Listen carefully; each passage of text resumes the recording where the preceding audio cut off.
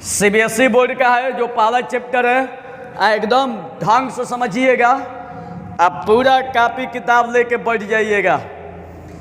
आप लोग उम्मीद भी नहीं किए होंगे कि इतना आसान मैथ होता है। दुनिया में अगर सबसे बड़ा पाप है तो याद रखना, अपने को पढ़ाई में कमज़ोर समझना। दुनिया में कभी भी अपने को कमज़ोर मत समझना। और सीबीएसई बोर्ड तो ऐसा ही ये प्यारे स्टूडेंट भगवान होते हैं। तो चलिए मेरे प्यारे भगवान, आज हम लोग शुरू करने वाले हैं पहला चैप्टर। निकाल लीजिए जिस चैप्टर का नाम है सेट चैप्टर है। तो देखिए, कोई भी चैप्टर को शुरू करने से पहले हम लोग समझते हैं थ्योरी। इस चैप्टर का नाम है सेट, पहला चैप्टर है। पहले हम लोग थ्योरी को समझेंगे कि आखिर इसका थ्योरी क्या है। कोई भी एक्सरसाइज चालू करने से पहले ध्यान रखिएगा कि डायरेक्ट एक्सरसाइज को नहीं पढ़ा जाता है, पहले उसका कॉन्सेप्ट क्लियर किया जाता है। पहले उसके इंट्रोडक्शन को समझेंगे, आखिर होता क्या है सेट्स, आखिर सेट का हिस्ट्री क्या है। तो चलिए एकदम शुरू से हो जाइए तैयार, कॉपी लेके बैठ जाइए, आप पूरा धर कर रगड़ दीजिए। आप 12th बोर्ड में इतना जानिए कि मैथ दुनिया का सबसे आसान सब्जेक्ट है। इनसे आसान सब्जेक्ट कोई बाबू नहीं है। आप फिजिक्स केमिस्ट्री भी पढ़िएगा तो समझ जाइए, अगर आपका मैथ अगर तगड़ा नहीं है तो आपका ये फिजिक्स और केमिस्ट्री भी आपका गोल हो जाएगा। अगर आपका मैथ तगड़ा है, एकदम पूरा स्ट्रॉन्ग है, तो फिजिक्स केमिस्ट्री भी स्ट्रॉन्ग है। वैसे भी अगर आप मैथ के भगवान हैं तो दुनिया के बेताज बादशाह है। तो चलिए एकदम शुरू करते हैं। एकदम शुरू से पहले इसका इंट्रोडक्शन। कोई भी चैप्टर पढ़ने से पहले इसका थ्योरी को हम लोग समझेंगे।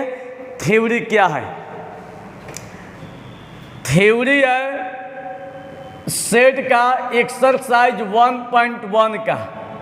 देखिए, पहला टॉपिक लिखवा है कि the theory of sets was developed by German mathematician George canter. इसका मतलब है कि सेट थ्योरी का जो डेवलपमेंट है सबसे पहले जर्मन मैथमेटिशियन जॉर्ज केंटर ने ही किया था। जो आप आज हम लोग सेट थ्योरी पढ़ने जा रहे हैं, उसका जो ओरिजिनेटर, जो गॉड फादर होगा, उसका जो नाम होगा जर्मन मैथमेटिशियन जॉर्ज केंटर। ये कहाँ के रहने वाले थे? तो जर्मनी के रहने वाले थे। तो इसलिए यही लिखवाए कि द थ्योरी ऑफ सेट का थ्योरी का डेवलपमेंट किसने किया था? जर्मन मैथमेटिशियन जॉर्ज केंटर ने। तो याद रखिएगा कि सेट थ्योरी का जो ओरिजिनेटर, गॉड फादर है, वो आप लोग का जॉर्ज केंटर है। जॉर्ज केंटर की ही देन है कि आज आप लोग थ्योरी पढ़ने जा रहे हैं। अगर जॉर्ज केंटर नहीं होते तो शायद थ्योरी का नामो निशान नहीं होता। तो आज देन है तो जॉर्ज केंटर का ही देन है। और जॉर्ज केंटर ने ही बताया कि सबसे पहले सेट थ्योरी का जो जन्मदाता है, जो बाप जिसको कहते हैं कि बेटा को जन्मा दिए, तो उस बाप का नाम है जर्मन मैथमेटिशियन जॉर्ज केंटर। और सेट उसका बेटा है। आई सेट का परिचय कब हुआ, आखिर सेट कैसे पैदा किए? तो देखिए इसके पीछे लॉजिक क्या है। He first encountered sets while working on problems on trigonometric series। आप लोग जब ट्रिग्नोमेट्रिक पढ़ते हैं तो ट्रिग्नोमेट्री का जो गॉड फादर होते हैं वो आपका ओरिजिनेटर कौन है? आर्यभट्ट। तो आर्यभट्ट ने ही मैथ का भी आविष्कार किया था। और ट्रिग्नोमेट्री का भी जन्मदाता कौन है? गॉड फादर आर्यभट्ट को ही बोला जाता है। तो अब रह गई कि जब जर्मन मैथमेटिशियन जॉर्ज केंटर का सामना सबसे पहले ट्रिग्नोमेट्रिक से हुआ, तो वर्किंग ऑन प्रॉब्लम मतलब कि ट्रिग्नोमेट्रिक सीरीज के प्रॉब्लम को जब सॉल्व कर रहे थे, तो उसी टाइम इनका सामना इनकाउंटर्ड मतलब इनका सामना किनसे हुआ? सेट थ्योरी से हुआ। ठीक है, सबसे पहले ट्रिग्नोमेट्रिक के क्वेश्चन को सॉल्व करते समय इसकी पहली मुलाकात हुई थी। नहीं होते हैं कि पहली पहली बार प्यार किया है। तो पहली मुलाकात दुनिया का सबसे एक रोमांचक पल होता है।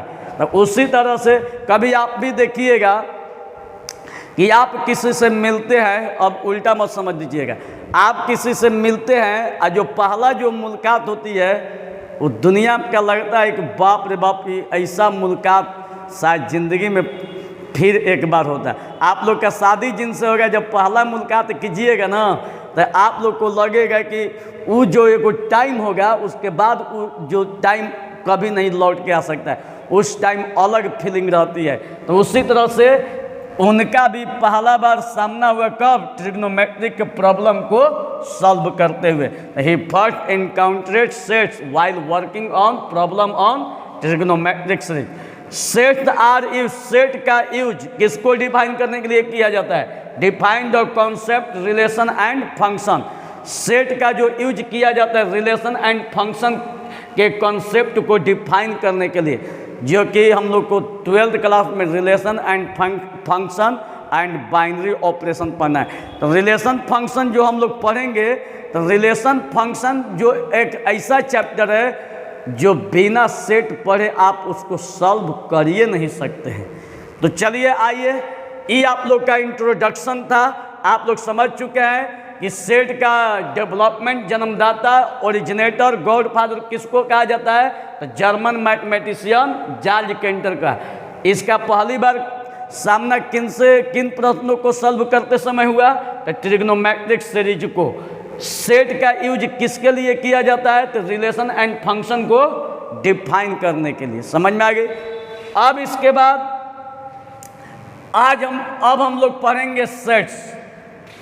अब सेट्स जो कि चैप्टर है, आप यहाँ से पढ़ के जाइएगा तो पहला सवाल को यही करेगा कि बताइए सेट्स किसको कहते हैं? What is sets? सेट्स का मतलब क्या है? तो ये आप लोग के बुक में जो डिफिनीशन है यही है, a well defined collection of object is called a set. मतलब कि ऑब्जेक्ट के कलेक्शन के वेल डिफाइन को हम लोग क्या कहते हैं? सेट्स कहते हैं। यहाँ पर क्वेश्चन खड़ा है कि भाई वेल डिफाइन किसको कहते हैं? ये जो वेल डिफाइन दिखाई दे रहा है आखिर क्या है? वेल डिफाइन का मतलब क्या है? ठीक है, आखिर वेल डिफाइन होता क्या है? कलेक्शन तो मीन समझ रहे हैं कि जैसे किसी वस्तु को कलेक्ट कीजिएगा तो कलेक्शन कहते हैं। जैसे मान लीजिए कि 10 को साड़ी लेके आ गए, तो 10 को साड़ी एक जगह इकट्ठा कर दिए, तो इकट्ठा का मतलब होता है कलेक्शन। ठीक है, ऑफ ऑब्जेक्ट, ऑब्जेक्ट किसी वस्तु को, सड़िया आपका ऑब्जेक्ट हो गया। 5 गो लड़की को एक जगह बुला कर अगर खड़ा करा दिए तो 5 लड़की का है कलेक्शन है। अब 5 लड़कियाँ को ऑब्जेक्ट कहेंगे, तो ऑब्जेक्टवा जब एक जगह खड़ी होगी तो ये क्या हो जाएगा? अब लड़कियों का संग्रह, मतलब कि लड़कियों का कलेक्शन। तो ये आपका क्या है? लड़की वहाँ पर ऑब्जेक्ट की काम करेगी और जो संग्रह होगा 5 लड़कियों का जो ग्रुप होगा वो आपका कलेक्शन होगा। तो अब रह गई वेल डिफाइन। वेल डिफाइन किसको कहते हैं? ये सारा चीज़ बता रहे वेल डिफाइन किसको कहते हैं। देखिए अपना, इन अदर वर्ड, अपने वर्ड में बता देते। ये तो आपका बुक का डिफिनीशन है, ये मेरा डिफिनीशन है। If all elements are written in middle bracket, then it is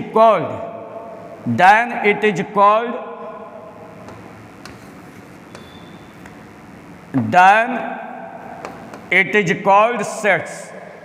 कहने का मतलब है कि यदि ऑल एलिमेंट को मिडिल ब्रैकेट में लिखा जाता है तो इसे हम लोग सेट्स कहते हैं। मिडिल ब्रैकेट इसी को कहते हैं। ठीक है, देखिए ई आपका मिडिल ब्रैकेट, ई आप लोग का बिग ब्रैकेट, आई आप लोग का स्मॉल ब्रैकेट। तो हम लोग जो सेट पढ़ रहे हैं, सेट में ना कभी बिग ब्रैकेट का यूज किया जाएगा ना स्मॉल ब्रैकेट का यूज किया जाएगा। जब भी यूज किया जाएगा कौन? Middle bracket. तो मिडिल ब्रैकेट का जब यूज कीजिएगा तो अब यहाँ पर समझने का प्रयास कीजिए। देखिए कि जब किसी एलिमेंट में कुछ भी लिया जा सकता है, लेटर या डिजिट या कुछ भी।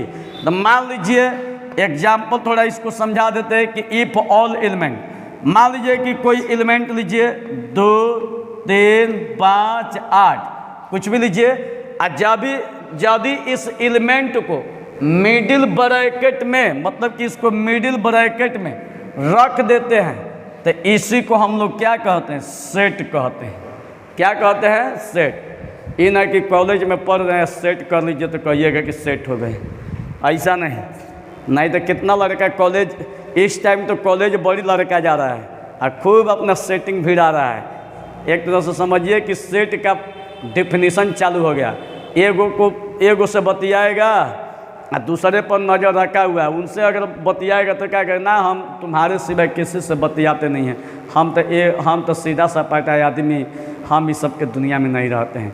आई छोटा ऐसा ही इमोशनल ब्लैकमेल के वो सब सुनते थे, कहते अरे कितना भोला भाला है बेचारा, बहुत अच्छा है, वो अच्छा है, तुमको पढ़ा देगा। यही चेहरा में सब कुछ छिपा हुआ है, लोमड़ी का चाल और गधे की चाल, इस चेहरे में ही सब कुछ है। अब सवाल है कि किसी को चेहरा पढ़ने आ गया है, किसी को पढ़ने नहीं आया है। जो पढ़ना सीख गया वो कभी जाल में फंसता नहीं, जो उसको नहीं पढ़ने आता है वो जाल में फंस जाता है। और लड़कियाँ सबको चेहरा पढ़ने नहीं आता, लड़का इसी का फ़ायदा उठाता है और अपने जाल में फंसा लेता है। और जाल में फंसा लेता है, बाद में जब बेवफाई मारता है तो कहता है कि छोटा हरामी, मुझे प्यार से भरोसा उठ गया। अरे तो तुमको बोला कौन था? माँ बाप से बड़ा प्यार इस दुनिया में कोई दे ही नहीं सकता है। तो आप लोग को जब इतना ही था तो आगे बढ़ती, पढ़ लिख के खूब बड़ा अधिकारी बन जाती, और इसके बाद अपने मन से सिलेक्ट करती। उस समय सिलेक्शन नहीं, ऐरा गैरा बनेरा को सिलेक्शन नहीं करती, उस समय सिलेक्टेड को सिलेक्शन करती। और अभी जो अनसिलेक्टेड है, जिसका खुदे करियर नहीं है, उसको आप सिलेक्ट कर रही है, इसका मतलब कि पूरा गलती तुम्हारी है। तो सिलेक्शन करना है तो किसी एकदम जॉब वाले को सिलेक्शन करो, जिसका 2 पैसा के लिए अपने बाप पर डिपेंड है, और उसको सिलेक्शन है। वो आपको कहेगा कि होटल में चल के खिलाते हैं, पहले खाना। लेकिन तुम लोग को भी कहते हैं कि तुम लोग भी होशियार रहो। लड़की अगर देखती है तो आपका पैसा, लेकिन लड़का लड़कियों का देखता है फेस सुगर लड़कियों के पीछे है, और लड़की देखते हैं लड़का पैसा वाला है, लड़का के पीछे है। तो अब सोचना है कि आपको कैसे संभलना है। तो यहाँ भी वही सेट चल रही है, अगर सेट कर दीजिएगा तो सेटिंग हो गया। तो सेट देखिए यहाँ पर, if all element are written in middle bracket then it is called sets. मतलब कि यहाँ पर समझने वाली चीज़ है कि जब किसी डिजिट या लेटर को, मान लीजिए ABCD लेटर को मिडिल ब्रैकेट में रखिएगा तो इसी को हम लोग सेट कहते हैं। मतलब कि मिडिल ब्रैकेट के भीतर में चाहे लेटर को रखिए और चाहे B = 2 3 4 5 6 डिजिट को रखिए, इस सब आप लोग का एलिमेंट है। अब यहाँ एलिमेंट का सेट है। अब यहाँ पर समझना है कि वेल डिफाइंड किसको कहते हैं, जिससे पता चले कि सेट है। तो अब यहाँ पर समझने का प्रयास कीजिएगा। अब देखिए, सबसे पहले आप लोग को बता देते हैं वेल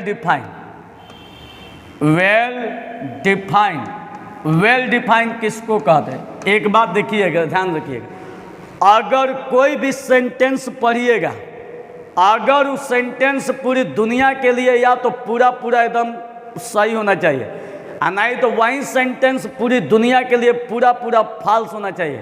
अगर फॉल्स है, गलत है, तो सही होगा तब और गलत होगा तब, दोनों कंडीशन में उस सेट होगा।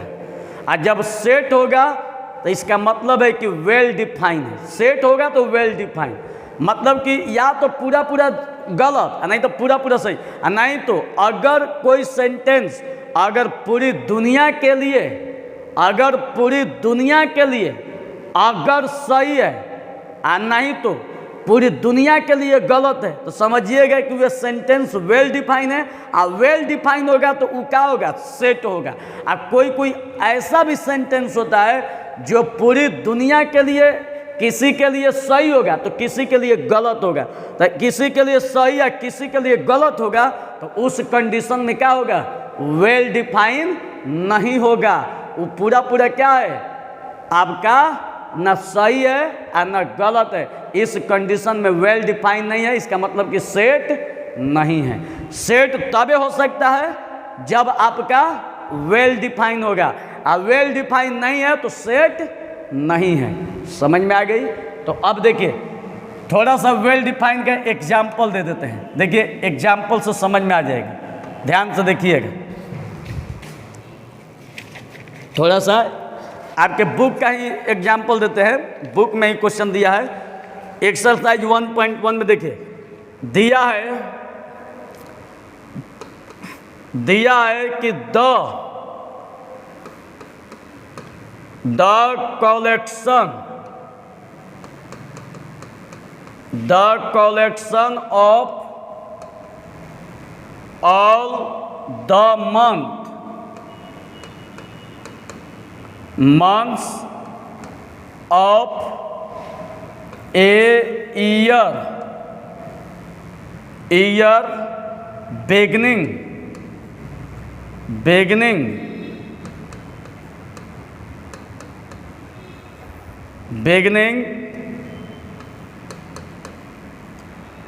beginning with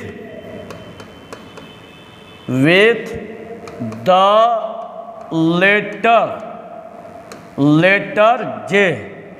ध्यान दीजिएगा, एक क्वेश्चन को पहले ध्यान से देखिए ये क्या कह रहा है, इसका सॉल्यूशन बता रहे। ध्यान से देखिएगा, हम लोग चूंकि वेल डिफाइन को डिफाइन कर रहे हैं, इसका डिफिनीशन समझ रहे हैं। कह रहे हैं कि the collection of all the months of a year beginning with the letter जे।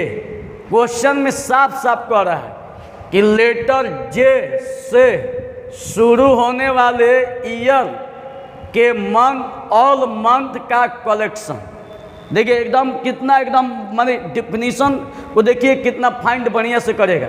कह रहा है कि लेटर जे से शुरू होने वाले ईयर के ऑल मंथ का कलेक्शन। तब हम लोग चूंकि जानते हैं कि 1 ईयर में कितना मंथ होता है, 12 मंथ, 12 मंथ होता है। और 12 जो मंथ होता है, नहीं एगो गाना आया था सलमान खान का कि 12 महीना में 12 तरीका से करेंगे प्यार। तो 12 महीना में 12 तरीका से करेंगे प्यार, तो क्यों न इसको पलट दिया जाए कि 12 महीना में 12 तरीके से करेंगे पढ़ाई। पी से प्यार, पी से पढ़ाई। तो 12 महीना में तो देखिए यहाँ पर चूँकि कह रहे कि लेटर जे से शुरू होने वाले ईयर के ऑल मंथ।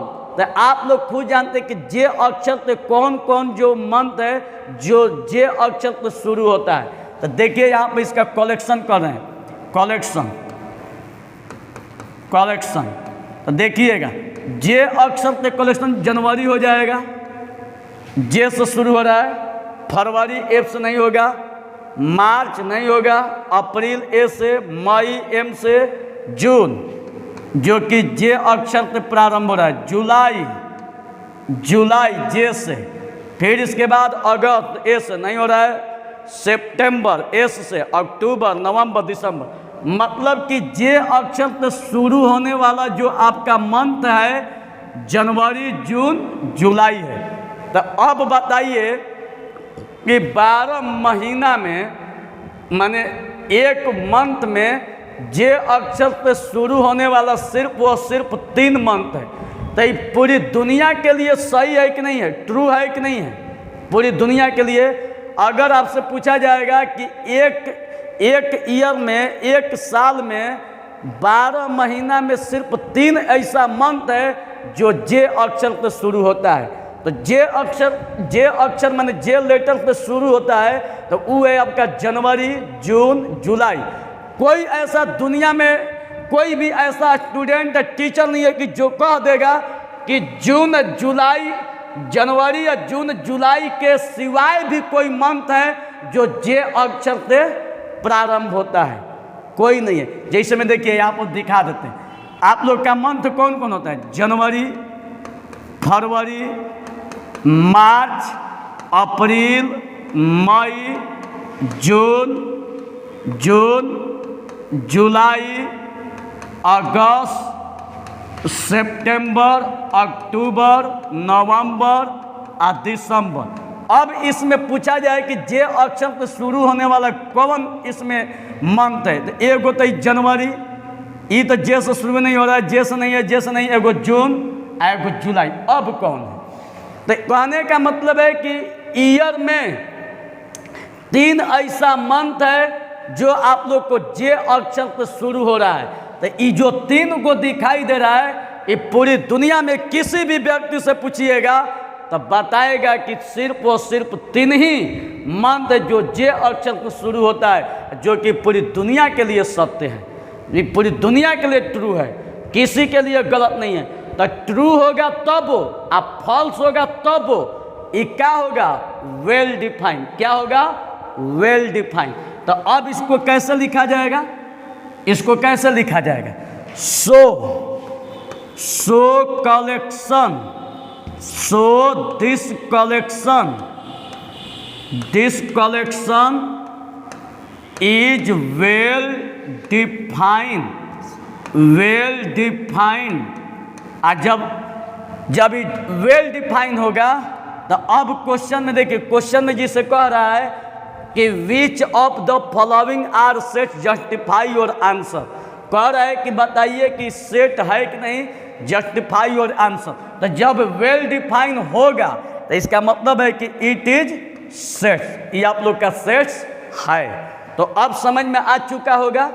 तो अब देखिए, अब यहाँ पर जब समझ गए कि हम लोग को वेल डिफाइन किसको कहते हैं। अब अगर मान लीजिए कि अगर पूरी दुनिया के लिए अगर फॉल्स हो जाता तब पर भी ये आपका वेल डिफाइन होगा, सही होगा तब और गलत होगा तब, दोनों कंडीशन में वेल डिफाइन होगा।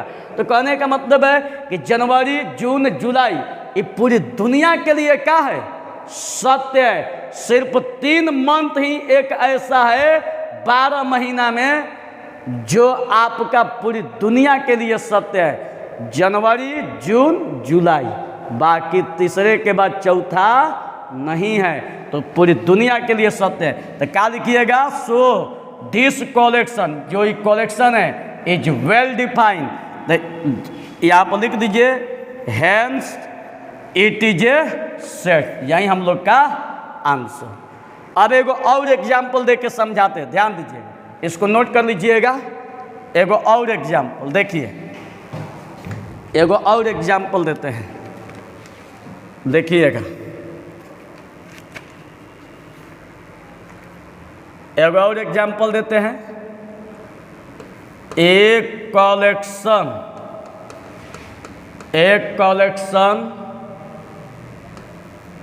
Of most dangerous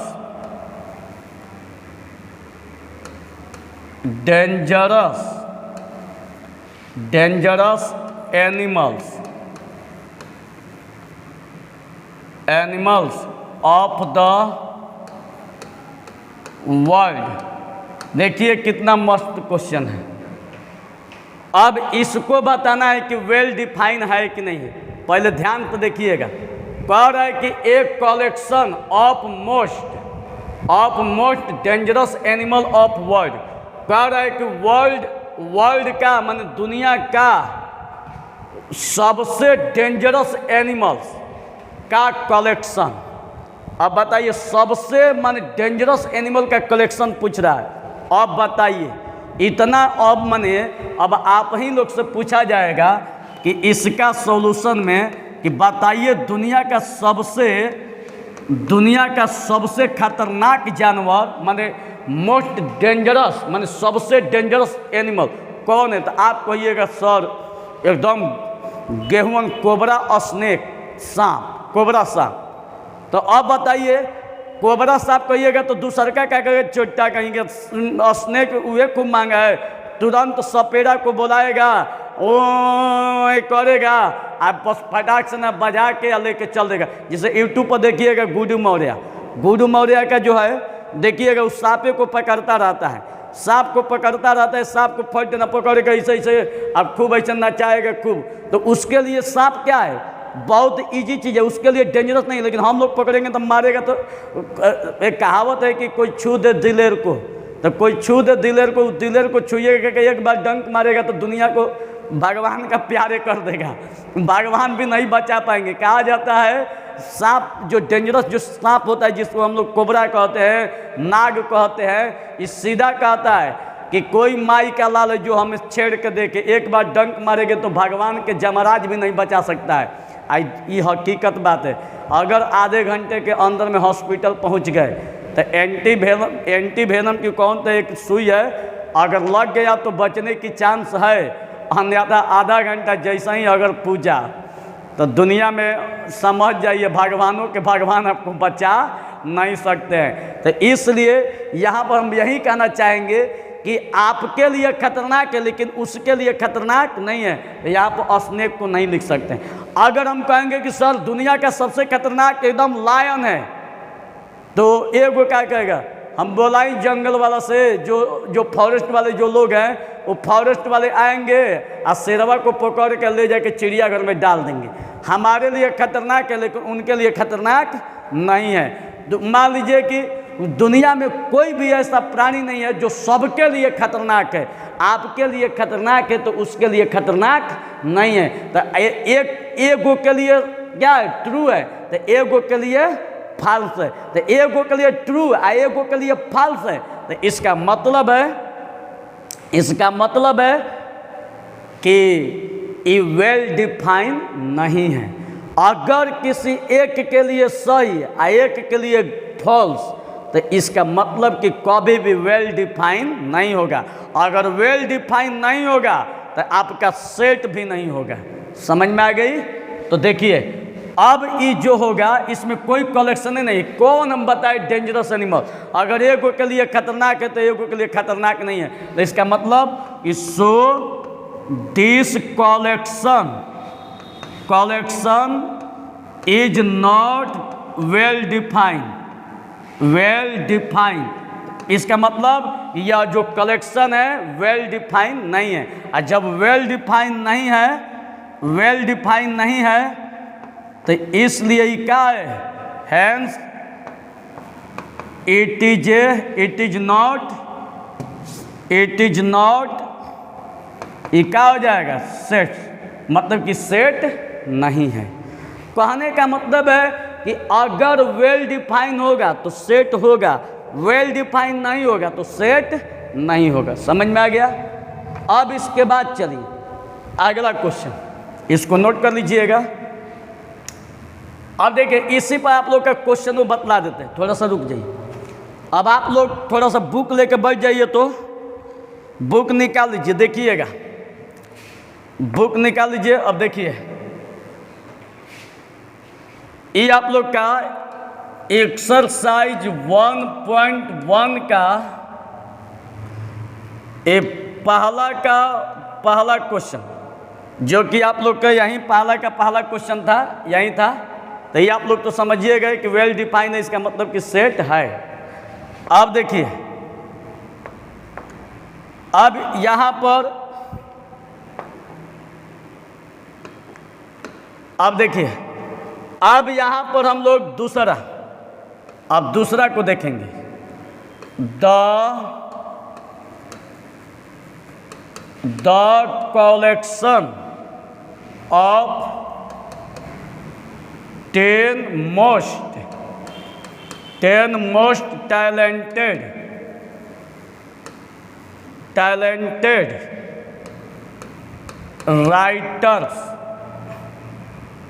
writers of India. बाप रे बाप।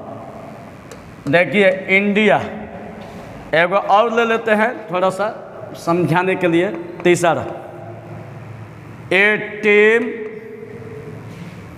a team of 11 best cricket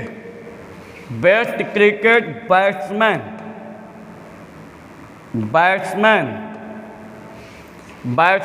of the world। देखिएगा दोनों को समझिएगा बाबू। ये आप लोग का बुक का क्वेश्चन है।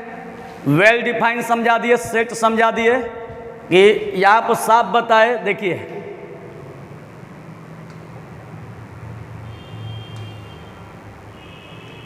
देखिए वेल डिफाइंड तो बताइए, दिए थोड़ा सा रुक जाइए 1 मिनट। देखिए अब यहाँ पर set A well defined collection of object is called a set. मतलब कह रहे कि ऑब्जेक्ट का कलेक्शन वेल डिफाइन हो तो इसी को हम लोग कहते हैं सेट। तो अब यहाँ पर क्वेश्चन खड़ा होता है कि वेल डिफाइन किसको कहते हैं। तो वेल डिफाइन बताइए दिए कि कोई भी सेंटेंस अगर लीजिएगा, अगर इस सेंटेंस पूरी दुनिया के लिए अगर पूरा सही तो समझिएगा वेल डिफाइन है। अगर वही सेंटेंस पूरी दुनिया के लिए पूरा फॉल्स तो वह भी वेल डिफाइन है। अगर किसी के लिए सही है, किसी के लिए फॉल्स है, मतलब कि आधा पर है संभावित, तो समझिएगा वेल डिफाइन नहीं है। वेल डिफाइन होगा तो सेट होगा, वेल डिफाइन नहीं होगा तो सेट नहीं होगा। तो अभी का हम लोग क्वेश्चन में समझने वाले हैं, अभी के क्वेश्चन में समझने वाले हैं कि बताइए, क्वेश्चन में कह रहा है कि which of the following are sets, बताइए इसमें कौन सेट है। जस्टिफाई योर आंसर, अपने आंसर का जस्टिफाई करें। तो देखिएगा the collection of 10 most talented writer of India, कह रहा है कि इंडिया में सबसे टैलेंटेड राइटर्स का कलेक्शन कीजिए। तो अब यहाँ पर हम मोस्ट टैलेंटेड राइटर को लेंगे कलेक्शन। अगर मान लीजिए कि अगर सबसे इंडिया का मोस्ट टैलेंटेड राइटर की बात करेंगे तो यहाँ पर समझने वाली चीज़ अगर हम कहेंगे कि प्रेमचंद, तो एक बैठा रहेगा बगल में, वो क्या कहेगा, तारा प्रेमचंदे दिखल है। रामधारी से दिनकर आपके घर गए तो रामधारी से दिनकर कहिए तो आपके लिए कौन है, प्रेमचंद है, लेकिन उनके लिए रामधारी से दिनकर राइटर है मोस्ट टैलेंटेड। आप कोई तीसरा सुनेगा तो क्या कहेगा, ये मोहन राकेश का कम टैलेंटेड है। अब मतलब कि सबका अलग अलग, कोई कह देगा वाल्मीकि जी, कोई कह देगा मान लीजिए कि रहीम, ठीक है, राम रहीम मत समझ लीजिएगा, कोई कह देगा कबीर दास। तो कहने का मतलब है कि ये सब जो है, कितना तो रामो रहीम समझ जाएगा। राम रहीम का सिलेबस अलग था, उसके बुक में खाली प्यार मोहब्बत का सिलेबस चलता था। बाबा आसाराम, उसको भी बीजेपी वाले दौड़ के भर्ती कर दिए, वह भी लव का सिलेबस राती में खोलता था और दिन में क्या कहला सिलेबस खोल देता था भगवान का। दुनिया को ऐसे मूर्ख बनाता था। तभी कहा जाता है ना कि भगवान के घर में देर है अंधेर नहीं, तभी पता चला कि उन्हीं का सिलेबस खुल गया और चल गया भीतर। तो कहने का मतलब है कि यहाँ राम रहीम मत समझिएगा। देखिए हम कहते हैं कि अगर हमसे पूछा जा रहा सबसे मोस्ट टैलेंटेड इंडिया का, रामधारी से दिनकर कहेंगे तो अगला क्या कहेगा, ना ये नहीं होंगे। तो अब कौन होगा भाई, तो दुनिया का सबसे मोस्ट टैलेंटेड का वाल्मीकि जी। तो कौनो बैठल कहेगा वेद का तारे घरे गए। तो कहने का मतलब है कि सबके लिए मोस्ट टैलेंटेड हम नहीं बता सकते। आपके लिए मोस्ट टैलेंटेड है तो मेरे लिए गिरल टैलेंटेड है, मोस्ट टैलेंटेड नहीं है। तो कहने का मतलब है आपके लिए मोस्ट है तो मेरे लिए बैड है, खराब टैलेंटेड है। तो आप इसको बता नहीं सकते हैं। तो इसका मतलब कि सो दिस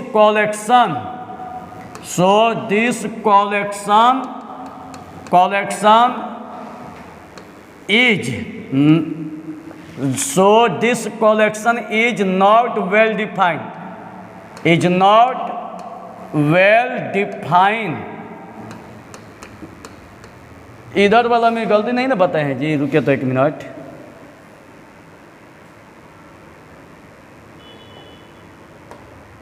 ना ठीक है,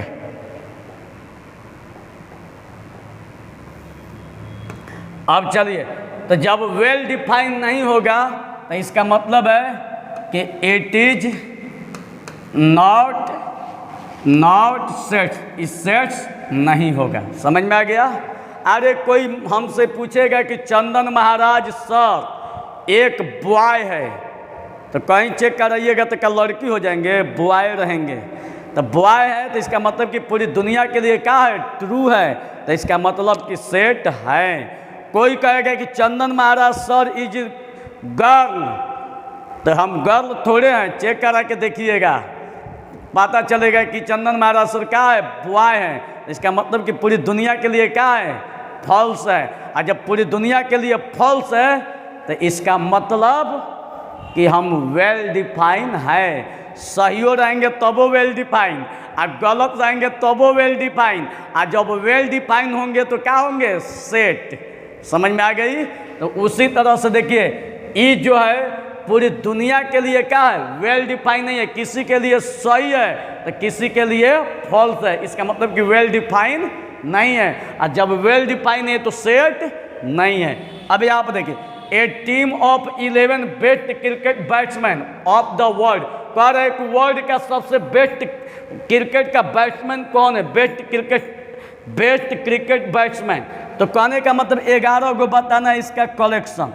अब आप ही सोचिए कि अगर 11 को आप लोग से बेस्ट बैट्समैन को पूछा जाएगा तो आप कहिएगा विराट कोहली, तो बगल वाला क्या कहेगा, सचिन तेंदुलकर तारे घरे गए, रिंकी पंटिंग घरे गए। अगर जो विराट कोहली का फैन होगा तो धोनी को नहीं कहेगा। वो अगर मान लीजिए कि जो धोनी वाला फैन होगा तो विराट कोहली को कहिएगा विराट कोहली दुनिया का सबसे बेस्ट बैट्समैन है, तो वो क्या कहेगा, धोनी तार बाबू हराम। वो नहीं, दुनिया का सबसे बेस्ट बैट्समैन धोनी है। और जो धोनी का फैन नहीं होगा वो किसी और का फैन होगा, सहवाग का फैन होगा, तो क्या कहेगा, Sehwag is the best batsman. तो आप नहीं बता सकते, आपके लिए वो सही है तो उनके लिए वो गलत है। मतलब कि क्या है, किसी के लिए ट्रू तो किसी के लिए फॉल्स है। तो किसी के लिए ट्रू, इसका मतलब कि so this collection is not well define. और जब वेल डिफाइन नहीं है तो इसका मतलब है इट इज नॉट सेट्स। समझ में आ गई। तो ये आप लोग का क्या हुआ, ये आप लोग का सेट नहीं है। अब चलिए क्वेश्चन नंबर 4 पर। अब 4 को समझिएगा, देखिएगा 4 क्या कर रहा है। देखिए क्वेश्चन को लिख देते हैं। 4 कह रहा है कि the collection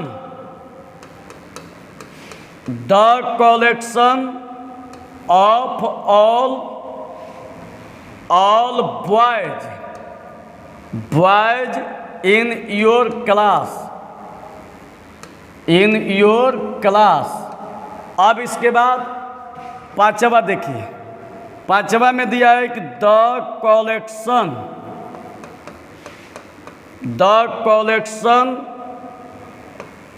of all natural numbers less than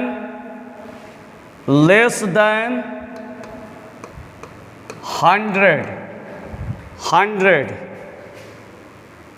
अब इसके बाद 6वां देख लीजिए, एक collection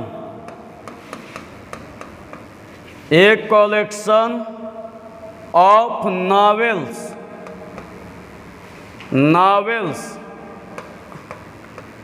written by the writer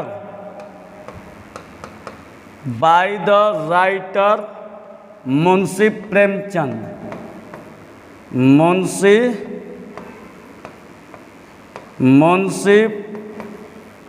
Premchand. अब चलिए इसको समझने का प्रयास कीजिएगा, तब इसके आगे वाला बताते हैं। खत्म हो जाएगा, थोड़ा वीडियो को देख लेते, चल रहा है कि नहीं चल रहा है। चलिए बहुत बढ़िया। अब समझिएगा, अब यहाँ पर क्वेश्चन देखिए क्या कर रहे हैं। अब इसको समझने का प्रयास कीजिएगा, बहुत बेस्ट क्वेश्चन है। The collection of all boys in your class, ठीक है। The collection of all boys in your class कह रहा है कि आपके क्लास में ऑल बॉयज का कलेक्शन। मान लीजिए कि यही क्लास है, अगर मान लीजिए इस क्लास में 20 स्टूडेंट है, बाहर से किसी को बुला के कहिएगा तो गिनिए तो इसमें कितना स्टूडेंट है, तो कोई भी आएगा तो 20 गो स्टूडेंट है तो 20 को न गिन के बताएगा। तो जब 20 को गिन के बताएगा तो इसका मतलब कि पूरी दुनिया के लिए क्या है, सत्य है। कोई अगर उसको छोड़ के दूसरा को भी बुलाइएगा तो क्या करेगा कि इसमें 20 के जगह पर 21 बता देगा, 21 तो नहीं बताएगा। जब बताएगा तो 20 स्टूडेंट है तो 20 को बताएगा। तो जब 20 को बताएगा तो आप सोचिए कि हम अगर मान लीजिए कि कहिए रहे कि आपके क्लास में ऑल बॉयज का कलेक्शन, जितना इस क्लास में बॉयज है, तो मान लीजिए कि क्लास में 100 गो स्टूडेंट है और 100 गो स्टूडेंट है, दूसरा किसी से भी गिनवाइएगा तो आपका 100 को बताएगा, ना कि कहेगा कि 200 चाहे 101 गो है। तो अगर 100 गो अगर एक गो क्लास में लड़का बैठा हुआ है तो इसका मतलब कि पूरी दुनिया में किसी भी व्यक्ति को बुला के अगर पूछिएगा तो इसका मतलब कि पूरा पूरा क्या है, ट्रू। और जब पूरा पूरा ट्रू होगा तो इसका मतलब है कि सो कलेक्शन जो होगा वेल डिफाइन, और जब वेल डिफाइन होगा तो ये आपका सेट हो जाएगा। तो चलिए इसको एकदम क्या है, कलेक्शन किया जा सकता है। और जब कलेक्शन किया जा सकता है तो सो कलेक्शन इज वेल डिफाइन।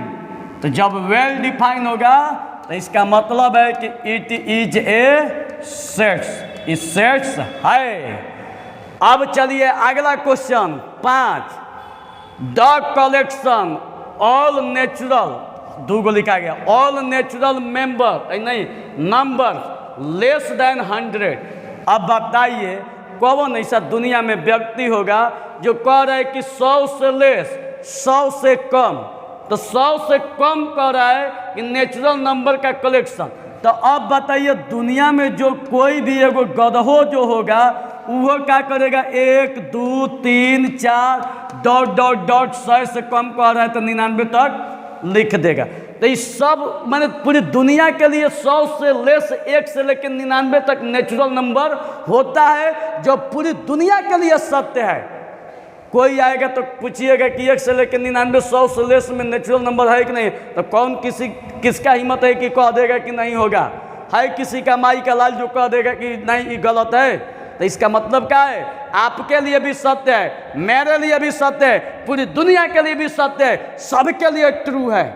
अगर सबके लिए ट्रू है तो इसका मतलब कि the so collection is well define. और जब वेल डिफाइन होगा तो इसलिए इट इज क्या हो जाएगा, सेट। समझ में आ गई, जब वेल डिफाइन होगा तो सेट होगा। अब यहाँ पर आइए, एक collection of novels written by the writer Munshi Premchand. कह रहा है कि मुंशी प्रेमचंद माने राइटर मुंशी प्रेमचंद द्वारा लिखा गया नॉवेल्स का कलेक्शन। तो ये आपका कलेक्शन हो सकता है। देखिए नॉवेल्स, देखिएगा अगर कहने का मतलब है नॉवेल्स, नॉवेल्स है ना,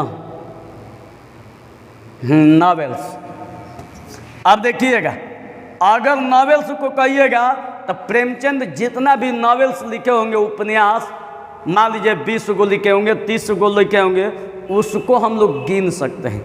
अब वो ना कम होगा ना पूरी दुनिया के लिए गलत होगा ना सही होगा, उस सबके लिए एक समान सत्य होगा।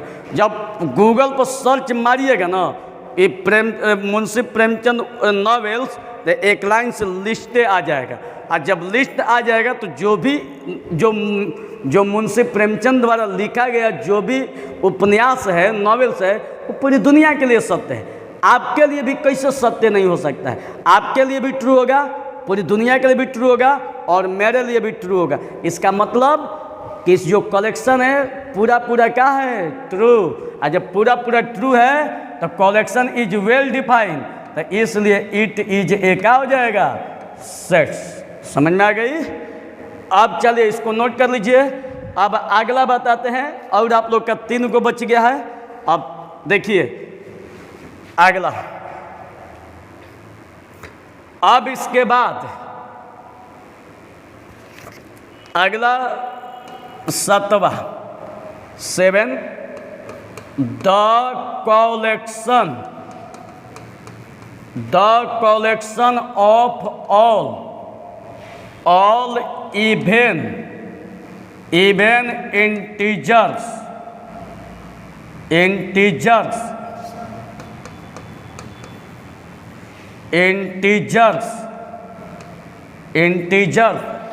एगो और लिख लीजिए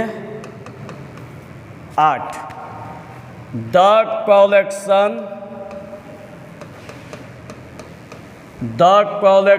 ऑफ QUESTIONS